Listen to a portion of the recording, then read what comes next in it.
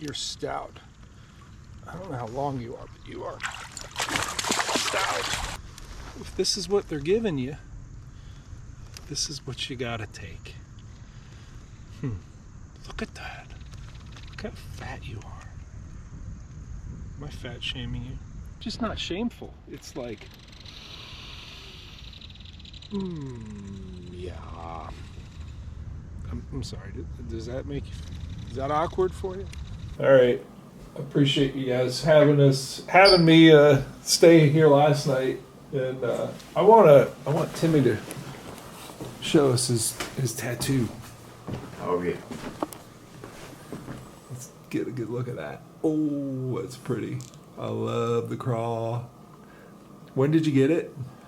Last year. Yeah. Yeah. That's beautiful. So, yeah. Place in Galax. The guy's name is Johnny Vegas. He's from Las Vegas. So he was on the Ink Masters, the show, and everything. He's a good artist. Well, he definitely captured so much of what we do out here on these rivers in one, one forearm, as it were. So, but I'm about to get out on the river.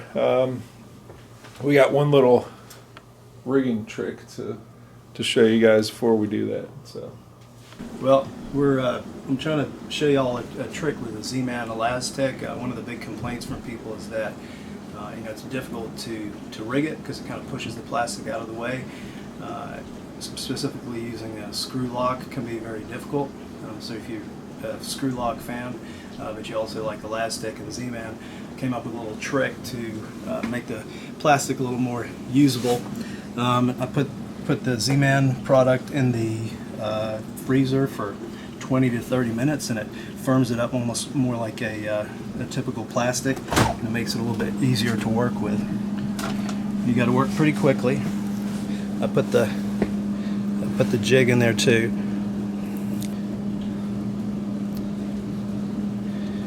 Haven't had it in quite long enough, but if it was a little bit colder, it goes on even easier, and you can actually get it on the screw lock pretty solid. So if you don't mind pre-rigging your Z-Man products, this is a good little trick. very cool. Thanks for sharing that. All right, so I'm going to use single point access somewhere. I think what I want to do is to continue working with that stinger hook deal on the 7-inch scented jerk shad. It's actually going to warm up. It was chilly this morning when I came out to the truck, and I'm probably going to be shedding layers as we go. We've had a couple frosts, so it's been cool. It's been cold, but I think today is we get a little bit of Indian summer. So let's go find an access point and start chewing up some water.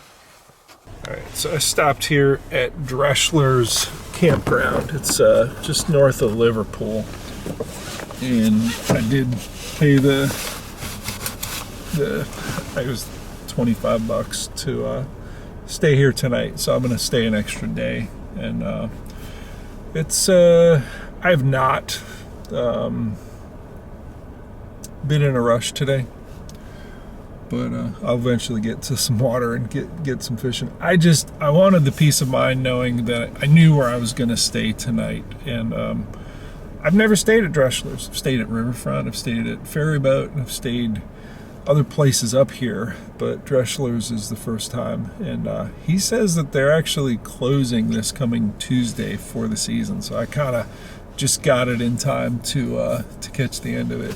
So cool campground just north of Liverpool. All right, just getting all my rods ready. Wanted to show you another custom crankbait. And we tried the other one that kind of looks like the live target one yesterday, and did catch one on it, but I don't know, bigger target. I like those round bend hooks, and we'll give this a go. Hopefully it doesn't snag on too much of that snot grass that's out here.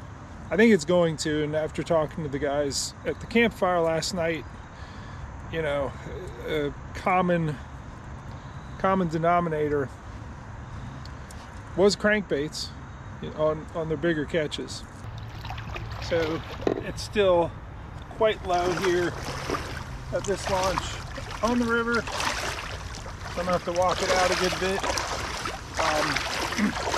I know we talked about their deflating the, we were talking about it around the campfire last night, deflating the Faber Dam, and the guys had been up there fishing that, and I've looked at the gauge and there are some spikes that happen each time they do that. It takes some time to get a little further down. I don't know if I'm gonna get one of those bumps today or not, but they're in the process this week and in the last 3 or 4 days of deflating one section and then reinflating it and checking it. So there's slugs of water coming down, and then once they're ready to totally deflate it, in a way I really hope that happens this coming Saturday with the native watercraft tournament this coming Saturday. So that would make for a really fun tournament for a lot of people. Wouldn't have to rely on the scavenger bite, the dead stick fluke. We get to power fish. That really makes for a fun day. So we left off yesterday throwing this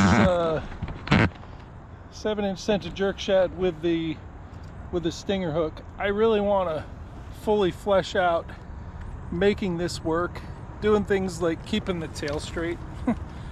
You know, this is a new thing for me, and I think it's good. I just got to refine it. I just got to make sure that it's not catching grass, the thing stays straight. I don't know. We're going to be throwing at a lot of really skinny water that probably has some grass in it. That's not what's in front of me right now, but I'm just going to make sure that this rides straight the way it should. Yeah, we're good. The other thing I'm going to do that I did not do yesterday, because I was just focused on this, learning this presentation, I'm going to have my backup dead stick bait at the ready, which is the scavenger bait, the 5-inch scented jerk shad with those eyeballs that I glue on. People ask about that all the time. Maybe I'll make a full video on putting the 3D eyes on there. But for now, if you go to my my Instagram account and look for that bait with the eyeballs on it, you're gonna find the reel that shows me doing it and shows what I do to get those on there. All right, been throwing the crankbait and haven't got any bites yet. Not really sure why. Thought it was a pumpkin. Nope. Found myself. Man, that's not even going to fit in the onion sack. It's shot. It's just river trash. Still doesn't feel good to do this. Right. Now it'll fit in the onion sack.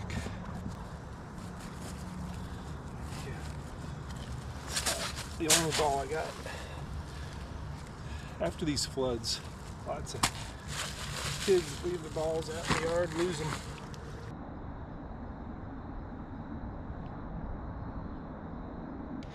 Turn up the volume.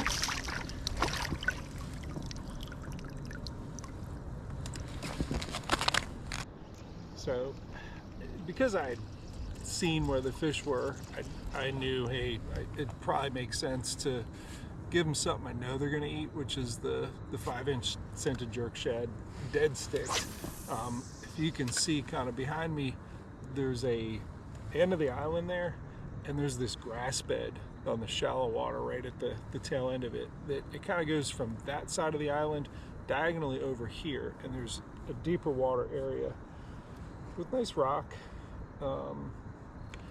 this is where I saw the fish cruising, but they're near that grass. They're kind of on, you know, the current comes across that wild celery, and then it drops off, and they're in this little drop off here at the back side of this island.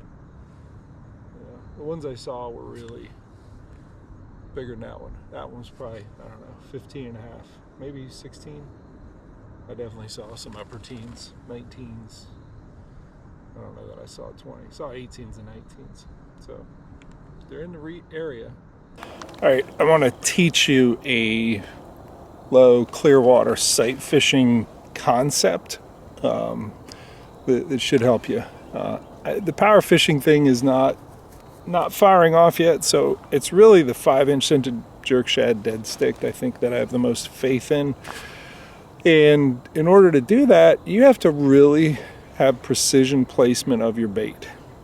Where? Well, in this case, I'm on this big sort of gravel flat with a bunch of snot grass everywhere, and here and there I'm spooking fish. And I moved through an area quickly to just see, all right, where are they? Well, they're on the back side of that grass where it scoured out, but it's transitions from shallow to deep.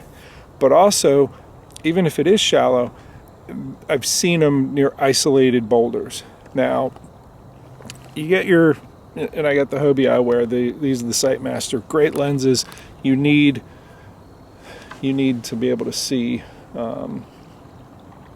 good polarized lenses. I'm gonna cruise this way because I already see what I'm looking for. But the concept that I want to show you really centers around being near this mountain, near this hillside. Why? Well, when I'm looking in this region here, I can't really see as much as when I see the reflection of that mountain, which is dark here, right? And I'm a good ways off. I mean, if I was fishing in this direction, you can see a little bit of it here, but not here. So you want to position that such that you can identify, and I got one little seam right out there. I'm going to put this down, see if I can catch something off of it. It's a transition between one bottom substrate and the other. And I think there should be fish there. But I'm not seeing that if I'm closer in this reflection of the sky. The reflection of the sky kills your ability to really discern what's down there. The reflection of this dark, hillside really does allow me to see what's out there. Do you see it? I don't know if you're going to see it, but I see it. And I only see it because of the reflection of the mountain. All right, let's see if I can catch something there. So when I see the isolated boulder, in this case it's just a bedrock seam actually. There's a boulder in there, not a real big one. I'm putting it upstream from it and letting it sweep down to it. In this low clear water, they're typically positioned upstream of whatever the object is, whatever the isolated piece of cover. I get upstream from it. All right, I've just let the anchor down because I see a bunch of fish, but more importantly, I see the sort of transition from bedrock to gravel that 2 or 3 of the guys last night were talking about at the campfire. Let's take a look. I'm gonna grab the other camera and hopefully this shows up. You can see this transition. I saw the transition from dark to light right here, and I slowed down, I made a cast at it, and I got a bite. I missed it, and then I started seeing all the different fish moving. So I'm kind of downstream from them at their, I don't know, like downstream at a 45-degree angle. I think a lot of them can see me, but I have not caught one. I have not totally disrupted the pack. There's some carp and some quillback in there, but definitely there's some smallmouth. So let's take a look right here. It is so hard to know if this shows up on the video, but the upstream side is light and then it transitioned into a darker bottom substrate. It'd be really cool if this does show up in film. I think it does. It's really hard to tell on just the viewfinder on that flip out screen, but you know, creeping along and utilizing the reflection of the dark trees so I can see it, and it's right in there. It's not far. It kind of comes down and then hooks this way, and everything this way and in my direction is dark cobble, but there's bedrock that's light, and they're on that transition of the bedrock to gravel. I'm moving up on them. I couldn't get them to eat, but I can see them. And again, there are for sure some rough fish in the mix.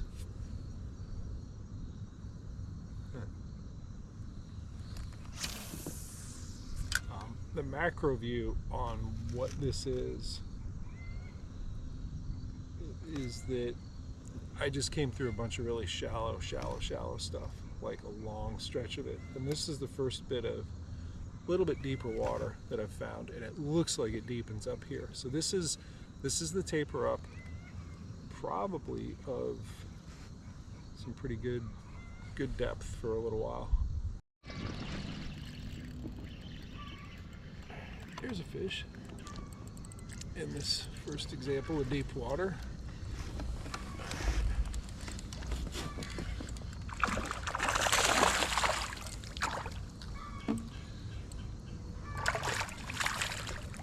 I would contend that if I was moving at a high rate of speed, I would not have, I think I would have spooked the lower end of this pool.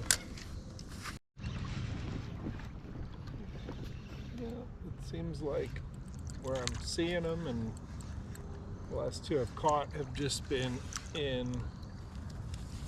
a spot that's just like a little bit deeper than the area around it. Like you could have, I don't know, 12 inches deep in a vast area, and then it goes down to 3.5 feet.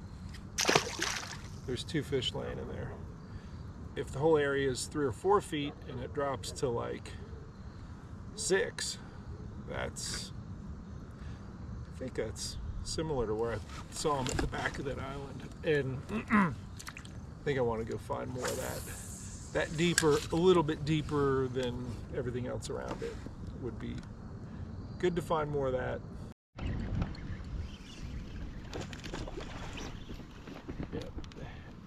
It also seems that when you find one, there are a bunch more in the area. So concentrations, I got probably a 15, and there's a 17 right behind it. I can see some other motion back beyond it, and but they're staying on the periphery.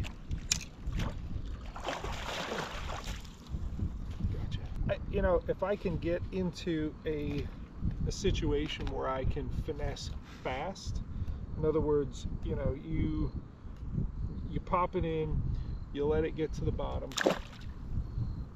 and you give it a short period of time to soak there, not a long. What is that number? I don't know. But you make sure that it does get to the bottom and stops. For me, finessing fast is only giving it 5 seconds on bottom instead of 20.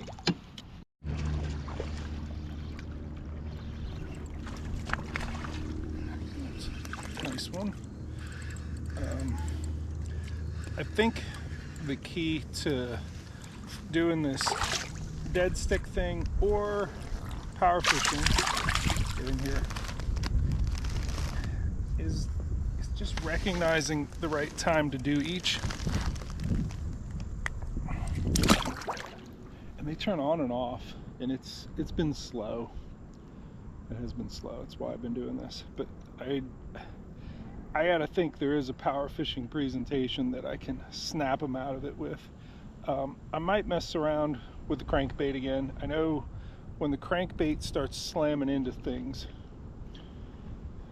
it just short circuits their decision-making process.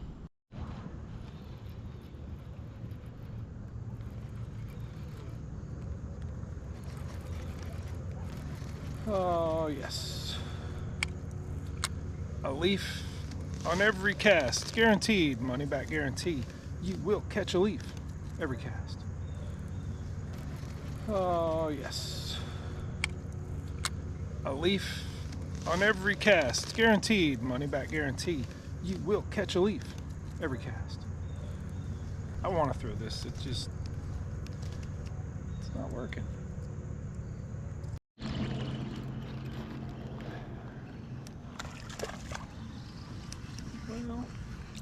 Well, this is working.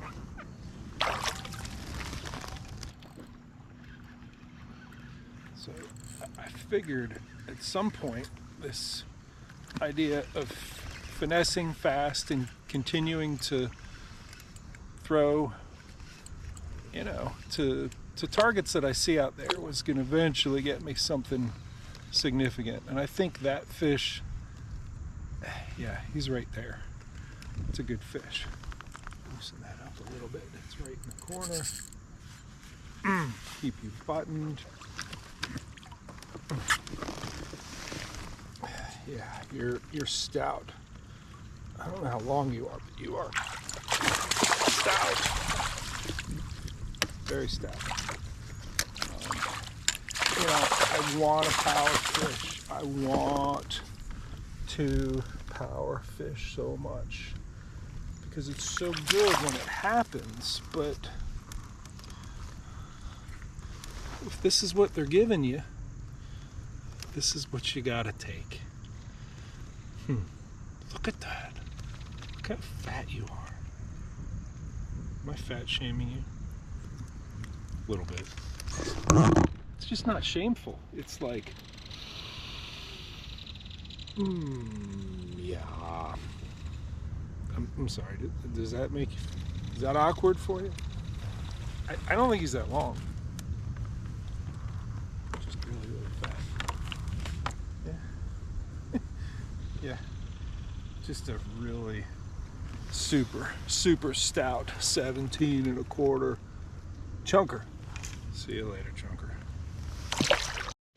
All right, we're in a little bit more aggressive water. Got some current, some riffles up here, and I'm going with more aggressive bait. Bigger, faster. Apparently my motor also wants it to be louder.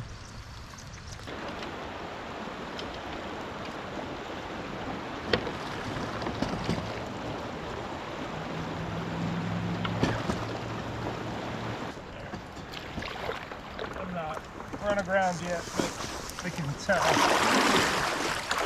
for sure there's a whole lot of shallow water up here. So time to start dragging.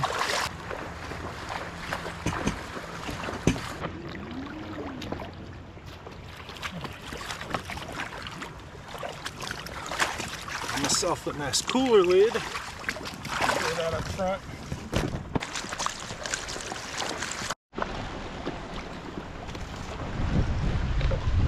Oh, there's like 4 big ones right there. Oh gosh.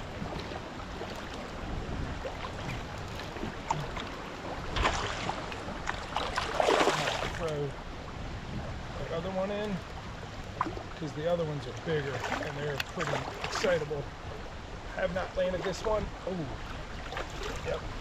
Let's land the one I got. Or unland him.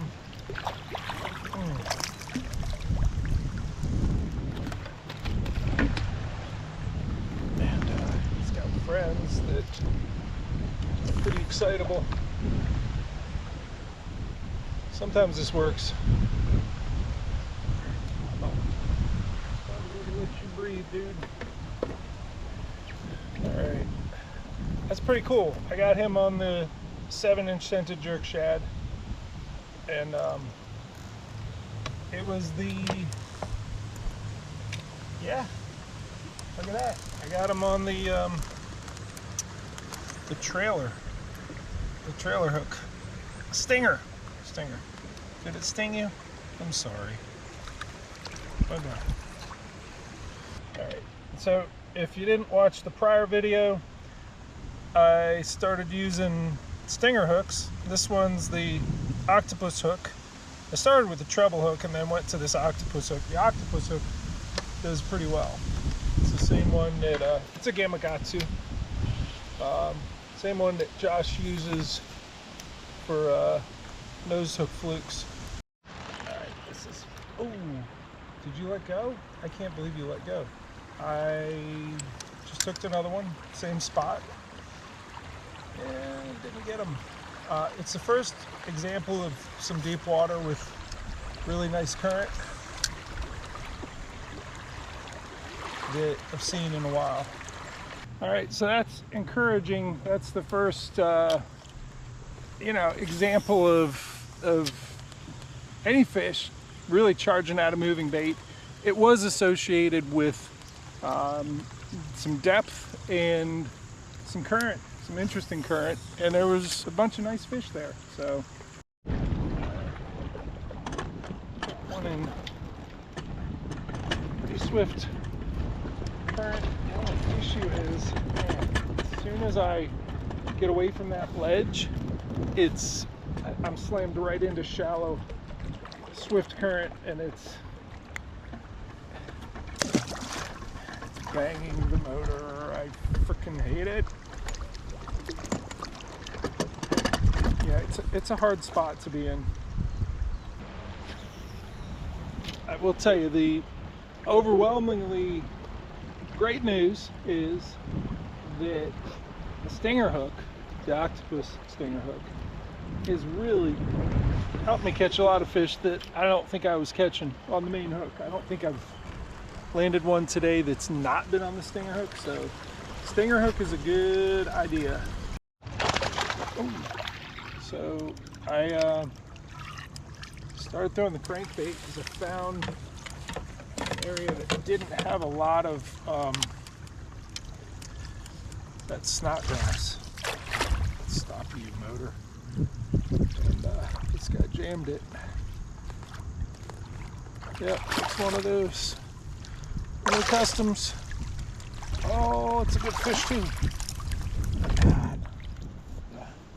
Yeah, crankbait fish. All right, getting here towards evening. I guess we're gonna have some moving bait presentations that are working. That's good. So I'm above these ledges and it's shallow, and there's some grass, little grass scrub islands that pop up here and there, and all I'm really trying to do is throw the 7-inch center jerk shad and watch it. Keep your eye on it, see what moves on it, see what swirls, get that follow-up 5-incher ready. Of course, the crank keeps calling my name, and I got another one here on it. Yep, just one hook in a pretty big hole, and the Judge, nice moderate action rod, and relative springiness of not having braid on there. I'm kind of new to throwing it on something other than braid. Maybe I've been a little bit slow coming to doing this, but compared to braid, fluoro's pretty springy, and that is forgiving, especially with a moderate action rod. Oh, I just missed one there. Oh, he had the whole thing in his mouth. All right, follow up. Did you see the follow up? Would you like to eat that? I don't know how I didn't get that fish. It still happens. Oh, happens a lot less though. This is the experience I always hoped for with that 7-inch scented jerk shad. You see the reverse wake come shooting towards it, and you feel it load up, and then you're dragging gauges.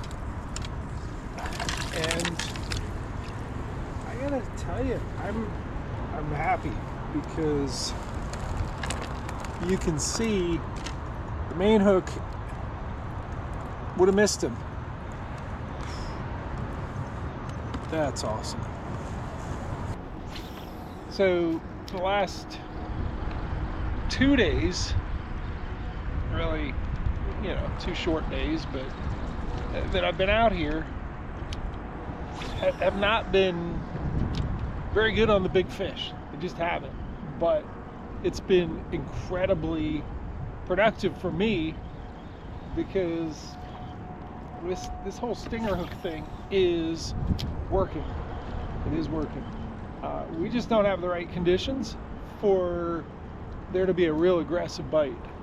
This river is low and clear, and it needs some rain. It needs a flush. I know that we might get some of that when they deflate the Faber dam. They've been playing with it and basically taking a section out and then blowing it back up. So we've gotten pulses of water, but not the full flush. When that happens, the 7-inch scented jerk shad and a lot of other baits are going to do really well. But my point is, I have an improvement to a favorite presentation, and that's more valuable than, catching a bunch of big fish on things that I've already done. This is new, and that's the excitement. Do you want that? The excitement of just learning new stuff and improving on what I already do fairly well. That improvement is really rewarding, and it's going to be really rewarding when we do get a flush. We do get more water in this river, and these fish are more apt to chase and go after stuff than they have been in this low clear conditions. It's clouding up. Hopefully it doesn't rain on me at camp. I'm anchored above the sledge drop, dropping down the 5-incher into the eddies. All right, we got some whitewater to run before it gets dark, and to fish it as I'm going through. Let's see. Yep. Cranked all the way up. Big, aggressive, loud 7-inch scented jerk shad on, I think that's half ounce jackhammer. As soon as I decided I wanted to drop down, they started blowing up behind me, and I took one good cast up in there and got this guy on the jackhammer because they were aggressively slashing at the stuff, which is what happens here at the end of the day. There's a big drop over there, which might be exciting, but then I'd miss this corner. I don't know if there's enough water to run this corner, so I'm gonna run over there and take a look.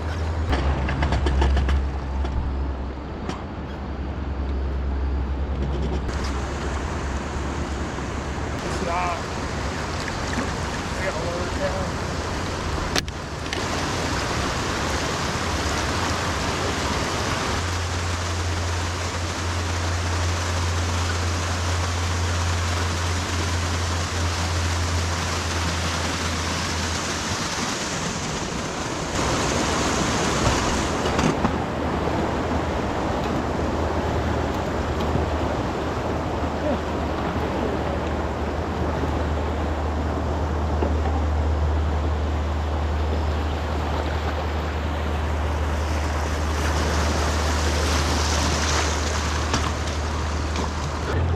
Surprisingly, no quick hits. Got about, I think it's a mile. Get back down to the lodge. So I'm just gonna cruise and chuck and wind and enjoy the last little bit of the day.